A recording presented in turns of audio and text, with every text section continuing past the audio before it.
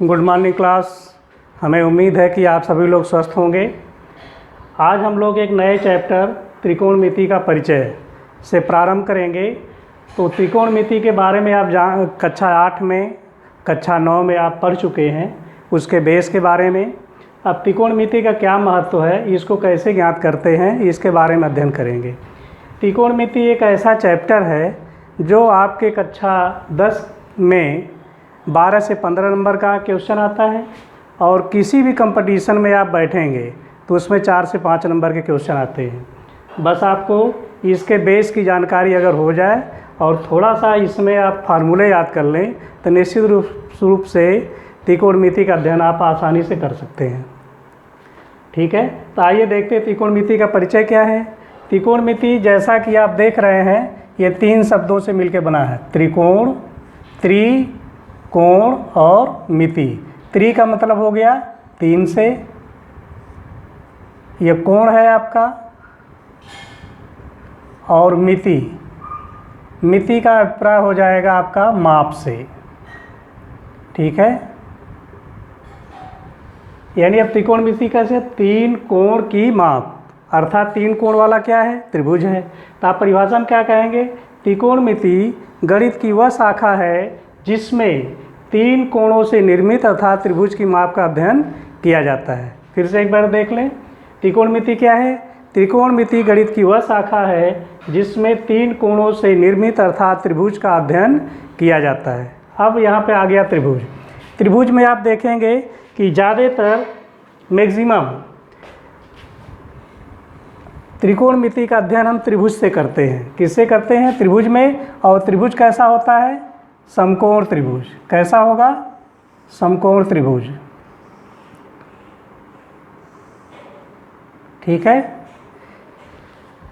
त्रिकोणमिति हमेशा समकोण त्रिभुज के इर्द गिर्द चलती है। यह समकोण त्रिभुज है ए, बी और सी। यहाँ कोण, इसको कहेंगे 90 अंश। ठीक है, समकोण त्रिभुज है तो उसका एक कोण 90 अंश होता है।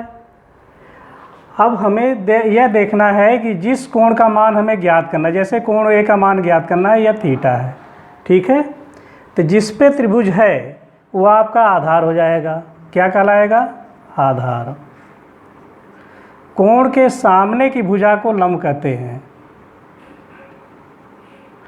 जिस कोण का ट्रायगोनोमेट्री में, त्रिकोणमिति में जिस कोण का के माध्यम से अध्ययन करेंगे उसके सामने की भुजा को सम्मुख भुजा कहते हैं। सम्मुख भुजा हमेशा लंब होती है। क्या होती है, लंब होती है।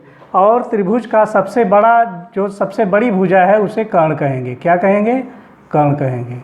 ठीक है, इतनी चीज़ें आप कक्षा 8 में भी, कक्षा 9 में भी ये सब चीज़ें पढ़े हैं, फिर भी आपको एक बार रिवाइज कर दिया जाता है। तो यह देखेंगे, जब आपका समकोण त्रिभुज ही दिया जाएगा, समकोण त्रिभुज में ही आपको ट्रायगोनोमेट्री का अध्ययन करना है। अगर मान लीजिए समकोण त्रिभुज नहीं है, इस तरह का कोई त्रिभुज है, तो आप कैसे ट्रायगोनोमेट्री का अध्ययन करेंगे। तो सीधे सीधे यहाँ से आप लंब खींच दीजिए। अब ये एंगल क्या हुआ, 90 अंश का हो गया। यानी जब भी आप ट्रायगोनोमेट्री लगाएंगे या जब भी आप त्रिकोणमिति के सवाल को हल करेंगे तो उसमें हमेशा क्या रहेगा, 90 अंश का कोण एक रहेगा, यानी समकोण त्रिभुज पर ही आधारित होगा। समकोण त्रिभुज में जिस कोण को आप लेंगे उसके सामने की भुजा क्या कहेंगे, सम्मुख भुजा। सम्मुख भुजा हमेशा लंब होती है, यह ध्यान रखना पड़ेगा कि सम्मुख भुजा यानी जो भी एंगल लेंगे इसके सामने भुजा को लंब कहेंगे। और जो समकोण के सामने भुजा सबसे बड़ी भुजा होगी वह कर्ण होती है पाइथागोरस प्रमेय के अनुसार, और जो नीचे एक बच जाता है उसे आप आधार कहेंगे। अगर मान लीजिए आप, यह कर्ण तो चेंज नहीं होगा, अगर आप कोण सी लेते हैं, जब आप कोण सी लेंगे तो उसके सामने भुजा क्या होगी, सम्मुख भुजा यह होगी, तो इसको लंब कहेंगे। क्या कहेंगे, लंब कहेंगे। जो बच गया ये आधार होगा। ज़्यादातर बच्चे यहीं पे कंफ्यूज कर जाते हैं कि जब हम सम्मुख भुजा लेते हैं तो उसके सामने भुजा लंब, अगर मान लो कोण सी ले लिया गया तो अब यह लंब होगी, यहाँ पे कन्फ्यूजन करते हैं क्योंकि इसको हमेशा वो आधार मान के चलते हैं। बच्चे जहाँ कंफ्यूज होते हैं उसमें कहाँ होता है, जो सामने यानी जो नीचे की भुजा होती है उसी के आधार मान लेते हैं, जबकि हमारा बेस क्या है, जो कोण लेंगे उसके सामने की भुजा लंब होगी। जैसे कोण ए लिया तो यह आपका BC लंब हुआ। अब कोण C लेंगे तो यह लंब होगा। अब आप कहोगे कोण B लिया जाए, हमेशा जो 90 अंश का कोण होता है उसके सामने एक भुजा कर्ण होती है, उसमें कोई परिवर्तन नहीं, चेंजिंग नहीं होगा। परिवर्तन कहाँ होगा? जो न्यून कोण है। न्यून कोण कौन सा है? कोण A और कोण C। अगर कोण A लेंगे तो इसके सम्मुख भुजा लंब होगी, अगर कोण C लेंगे तो उसके सम्मुख भुजा लंब होगी। ठीक है, आइए कुछ फार्मूले पे चलते हैं हम लोग।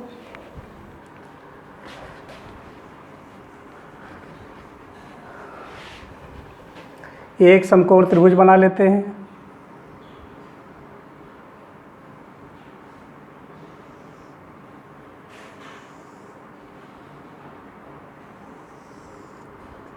यह हो गया, इसको आप कर लीजिए ए, ये B और ये C। ठीक है, ये आपका 90 अंश होगा। ठीक है, अब अगर आप कोण A लेते हैं या यह थीटा कोण मान लिया जाए तो इसके सामने की भुजा को हम लंब कहेंगे। क्या कहेंगे? लंब कहेंगे। ठीक है, और जो सबसे बड़ी भुजा है वह चेंज नहीं होगी, वो हमेशा समकोण के सामने भुजा को कर्ण कहेंगे, और जो शेष भुजा नीचे बच रही है उसको हम आधार कहेंगे। ठीक है, इस पे आधारित आपके कुछ सूत्र हैं, उसको आप याद करने का प्रयास करेंगे, क्योंकि वही आपका मूल आधार है। जैसे मान लीजिए यहाँ है साइन थीटा,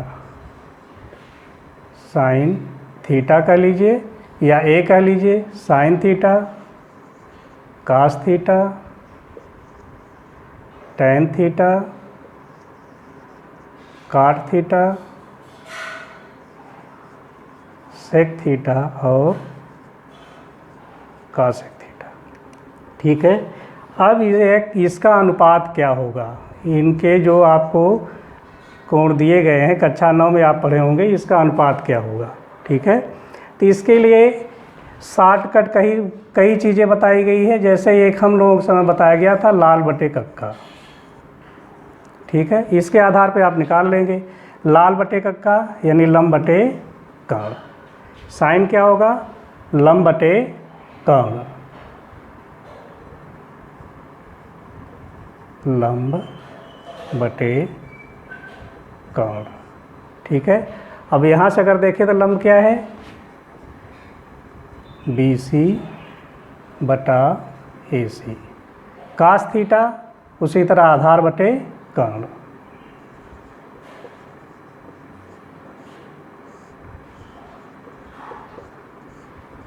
आधार क्या है? AB अपान AC। टैन थीटा लंब बटे आधार।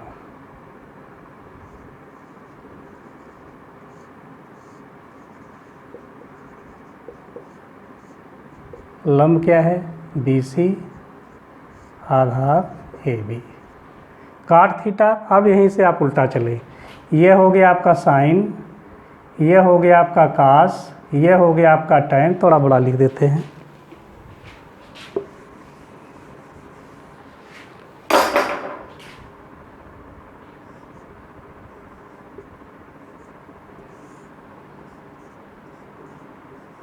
ठीक है, यह आपका हो गया साइन, यह हो गया आपका कास, यह हो गया आपका टैन, फिर नीचे से टैन का काट, सेक और कासेक, इस क्रम में है। ठीक है, तो इस तरह काट का क्या हो जाएगा? आधार बटे लंब।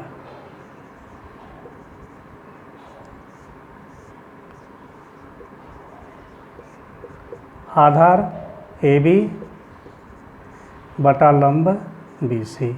सेक का क्या हो गया? कर्ण बटे आधार।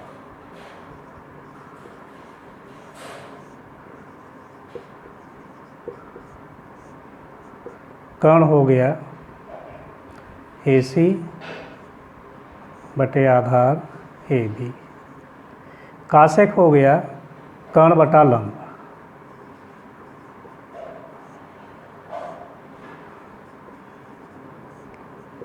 कर्ण है आपका AC, लंब है BC। ये आपके फार्मूले निकल के आए, इसको आपको याद करना पड़ेगा, क्योंकि यही पूरा बेस है। इसमें से मुख्य रूप से 3 है, साइन, कास, टैन। साइन का लंब बटे कर्ण, ये चित्र के अनुसार लंब है BC, कर्ण है AC। कास का आधार बटे कर्ण, जैसा कि यहाँ दिया गया है, आधार बटे कर्ण आपका हो जाएगा AB/AC। टैन का लंब बटे आधार, यह है आपका लंब और यह है आधार, टैन हो गया। उसी तरह काट का आधार बटे लंब, सेक का कर्ण बटे आधार, कासेक का कर्ण बटे लंब। यह आपके 6 हैं, जिसमें से मुख्य रूप से 3 है आपका साइन, कास, टैन। साइन का जो मान होगा उसी का अपोजिट कासेक होगा, सेक का जो मान होगा उसका अपोजिट सेक होगा, टैन का जो मान होगा उसका अपोजिट काट का होगा। ठीक है, तो ये चीज़ें आप कक्षा 8 में भी पढ़े हैं, कक्षा 9 में भी पढ़े हैं। हमें लगता है कि ये आपको याद होगा, हमें उम्मीद है कि ये चीज़ें आपको याद होंगी। ठीक है।